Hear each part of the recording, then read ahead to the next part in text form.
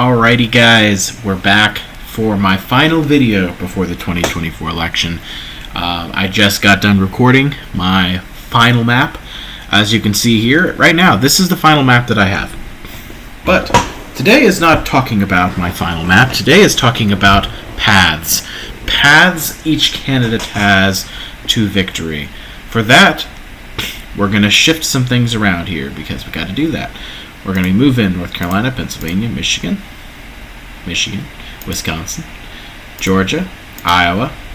I'm going to move for this purpose, for this exercise, Arizona and Nevada. We have 99 votes up for grabs. 99. This is a large swath of the Electoral College votes, but they must be this. So we're going to talk about paths. First, we're going to talk about Donald Trump's path to victory, or his paths to victory. What makes the most sense for the former president, and what is his most likely path to victory. Let's talk about his most likely path. His most likely path would be through the Sun Belt. So he would hold, again, Florida, Texas, but he would hold North Carolina. He would flip Georgia back. He would flip Arizona back. He would flip Nevada back, or flip Nevada, and he would hold Iowa. Again, like I said, it's harder for Trump to get to 270 than it is for Harris to get to 270. Here's why. Now Trump needs to flip one of either Wisconsin, Michigan, or Pennsylvania. So let's do that. Which one is the most likely of these three to flip? In my mind, it's Wisconsin, because of the makeup of the state. Trump flips Wisconsin, Pennsylvania, and Michigan. Go to Harris. Donald Trump wins with 278 to 260. That is his best path to the White House. All right, let's reset it. Does he have another path? And the answer to that question, as a whole, is he does have another path. It's a harder path for him, but it's there. So let's do that. So this path is 2016 map. He flips Pennsylvania, Michigan, and Wisconsin. He flips them back. He flips them back into his column. That puts him up to 257. He holds Iowa, and then all he needs is one. He needs one of these Sun Belt states. Arizona being the most likely, Georgia the second most likely.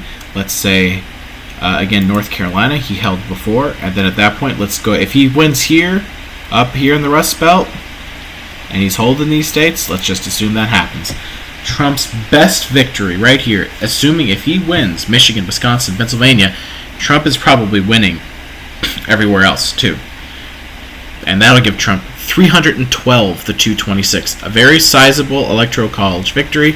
Doesn't mean that the overall vote in these states are going to reflect the Electoral College victory he gets, but this is his best path, or his strongest path to victory. It'll show him, again, with a solid performance. This path here, if this happens with Wisconsin, Michigan, and Pennsylvania, we're going to know very early about this election, even if the other states aren't called. I cannot imagine a world where again, it could happen. I mean, it could happen, though.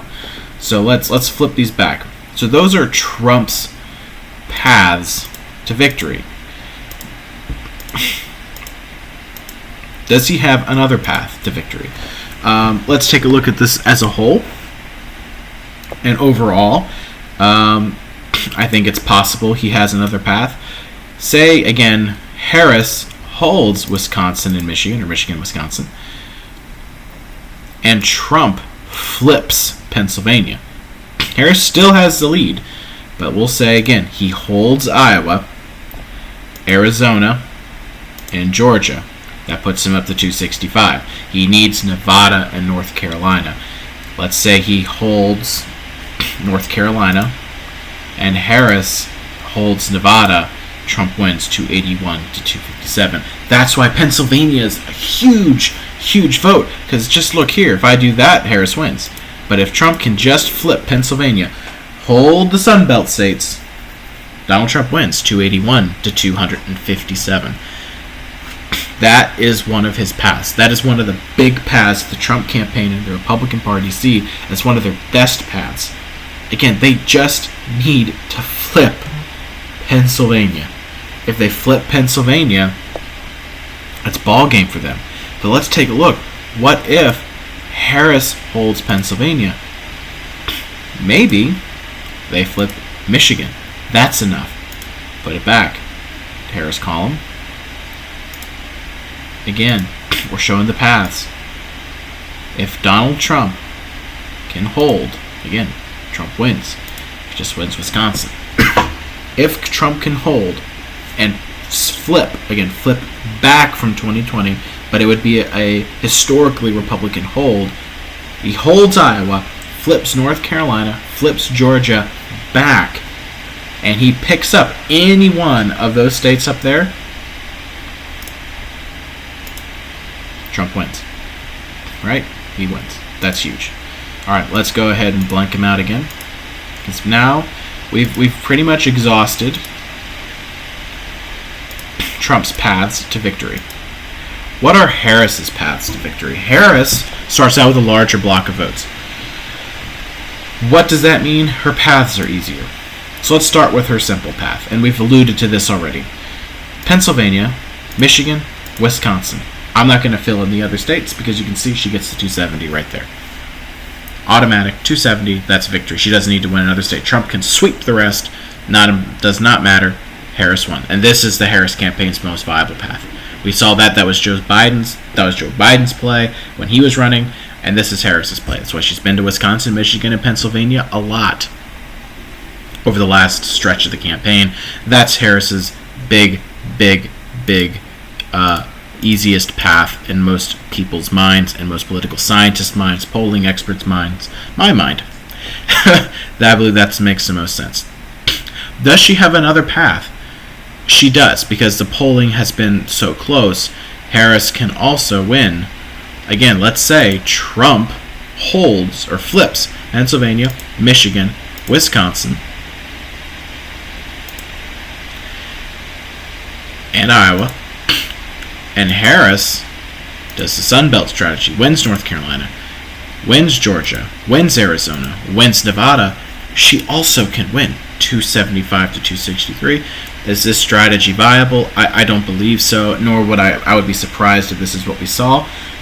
Now, what I will say is in 4 years, this wouldn't shock me.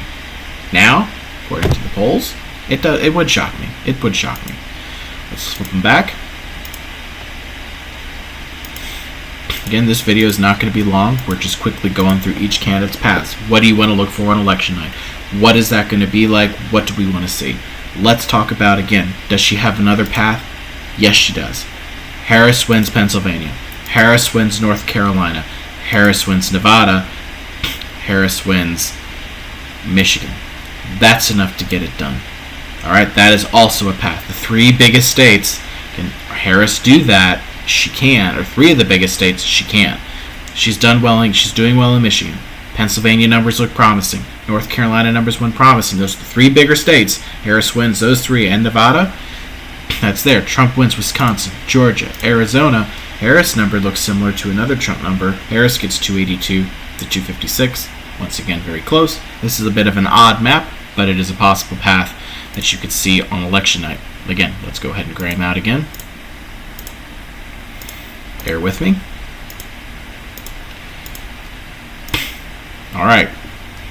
Does she have another path? She does. And that's because now we have another state in play. Iowa. We have the state of Iowa in play. What could happen here? Harris wins Iowa. Right there, that makes it difficult for Trump. So let's say Harris wins Iowa and Nevada. That's 12 votes right there, 238 to 213. What does she need to do to win? What can happen here? Let's say Trump gets these 2, Georgia and Arizona. But if Harris gets Pennsylvania, Harris gets Michigan, she does not need North Carolina or Wisconsin. Iowa being in play is very big. Do I think she wins Iowa? I would be very surprised. Very surprised if she somehow wins Iowa. but it's possible. And that shows how big that is, right? Let's just flip Iowa back to Trump. And he wins. So yeah, if Harris loses Wisconsin, North Carolina, Georgia, Arizona, but Harris flips Iowa, that Wisconsin victory doesn't matter anymore. Harris wins. This is why I say the path for Kamala Harris is an easier one than Donald Trump's. Again, it's not because I'm being biased or not because of anything else. It's just because the vote total share in these states favors the Democrat. Harris has a bigger path to victory. Now, let's real quick just talk about early signs in the night. Again, some of you will stay up until they stop counting. Some of you are going right to bed, and we'll find out in the morning. But for those of us like myself, we're going to be looking at the numbers all night, paying attention, trying to see what's going on, get an early glimpse of the direction this is going. What state do I say to look at? North Carolina. North Carolina is the state you're going to want to look at early, see how things are going, see how Josh Stein is doing, see how Harris is doing in those states. Is it going to be a good night for Democrats? There's a congressional district in the state of North Carolina that's a toss-up. How are Democrats doing in that congressional district? Because that's going to matter. So, North Carolina, polls close 7:30. We're going to get results at 7:30, which is going to be fantastic because we're going to get an idea early about the state. North Carolina tends to count very quick. They have changed the law. We'll see whether that affects it. It would affect it in a negative way for time-wise, but we will have to wait and see because they cannot count that vote till Election Day. The early vote. A lot of people early voted in the state of North Carolina. So, North Carolina, Wake County, Mecklenburg County. Talked a little bit about that in 2 videos back where we went county by county in a lot of these states. How's Harris doing? Those are some good bellwether counties for how some of the other big counties in other states might do, right? All right, is she running it up in Wake County, or is it closer than it was in 2020? How is she doing in Mecklenburg County? That's Charlotte. Is she running it up big there? Have to wait and see. There are some counties, again, in North Carolina that are suburbs of Wake. Johnston County, how's Harris doing there? Are we looking at 2020 margins or 2016 margins? Or is she doing a little better in Johnston County? Right? That's what matters in North Carolina. Early bellwether state, in my mind. Virginia is too. However, I believe Virginia is still going to go to Harris. But, again, if Virginia does flip to Trump early in the night, that is going to be a massive sign. That would be an upset victory in the state of Virginia, and that'll show it's going to be a very long night for Kamala Harris, and Trump is most likely going to win. And I'll play that scenario real quick because it's one Republicans are convinced is going to happen. So I want to play that out for the Republicans. So Trump wins Virginia. All right? That right there is like, whew. So the 226 that Harris had now is given to Trump. So Trump starts out with a better chance at a win. Because if you look, Harris can win Pennsylvania, Michigan, Wisconsin. Now it's not enough. Now it's not enough at all. She could even pick up Nevada. Now she needs North Carolina, Georgia, Arizona, or Iowa. And if she's losing Virginia, she's probably losing North Carolina, Georgia, Arizona. And now, even if she were to pick off Iowa, that's not enough. Right? 269, 269. There's a very slim path for Harris if Virginia does in fact flip red. I don't believe that is the case. Again, I do believe this is more likely. We're looking at here, which is a Virginia Harris state. But that would be what I would say to look for on election night, because I know that's what everybody wants to know is what should you look for? What do you want to know? And really, North Carolina, polls close early enough. It's a state to look at. I would still say Florida is a state to look at. How's she doing there? Are the margins bigger? Like really big for Trump there? If she's doing really, really bad in Florida, that could be an indicator. There's no one expecting her to win Florida, but if she's competitive in Florida, competitive in Texas, that could be an early sign. Competitive in Georgia, North Carolina, Florida, Pennsylvania, East Coast states, like, are we competitive there? Is she, or I'm sorry, not we, is she competitive there? That's going to matter. Trump supporters are going to be looking in the same. How is he doing in Virginia, Pennsylvania, North Carolina, Georgia, Florida, and Texas? I think because those are states are a little bit closer to the east. Specifically, though, not Texas, but Pennsylvania, Virginia, North Carolina, Georgia, and Florida. How is he doing in those states? Is he running it up? Right? Is he doing well? Again, if they count election day vote early and first, then he will do well to start. But do we start to see, as they start to count the early vote, does Harris chip away at that lead? If that's the case, then it's going to be a very big deal for Kamala Harris, and it's going to be interesting. But if those states, if Georgia, North Carolina, or Pennsylvania get called early in the night for Trump, any one of them for Trump, again, if we get an early call, and I'm saying before